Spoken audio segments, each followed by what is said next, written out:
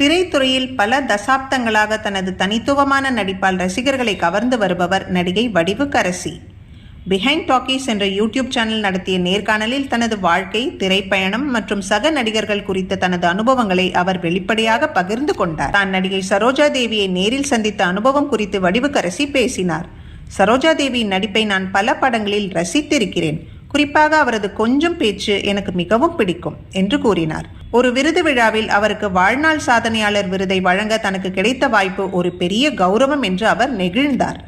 அப்பொழுது அவர் தன்னை அறிமுகப்படுத்தி கொண்ட போது, ஏய், உன்னை எனக்கு தெரியும், நீ முதல் மரியாதை படத்தில் சிவாஜி சாரோட நடிச்சிருக்க, ரோஜா சீரியலையும் பார்த்திருக்கேன், அதை நிறுத்திட்டாங்க என்று கூறி சரோஜா தேவி தன்னை ஆச்சரியப்படுத்தியதாக வடிவுக்கரசி கூறினார். சரோஜா தேவியின் நடிப்பு குறித்து பேசிய வடிவுக்கரசி, சிவாஜி கணேசனுடன் அவர் இணைந்து நடித்த பாலும் பழமும், பார்த்தால் பசி தீரும் போன்ற படங்களில் அவரது நடிப்பு திறமை மிகவும் ரசித்ததாக கூறினார். ஆனால் எம்ஜிஆருடன் நடித்த பல படங்களில் அவர் ஒரு அழகான பொம்மை போலவே காட்சிப்படுத்தப்பட்டதாக தனது கருத்தை வெளிப்படுத்தினார்.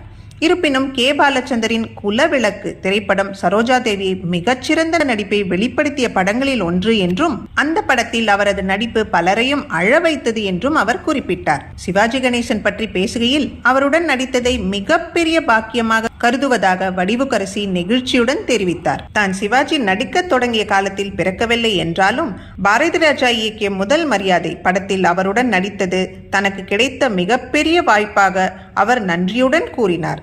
மேலும் வாழ்க்கை படத்தில் அவரது மகளாகவும், சந்திப்பு படத்தில் அவருக்கு அத்தையாகவும் நடித்த அனுபவங்களை அவர் பகிர்ந்து கொண்டார்.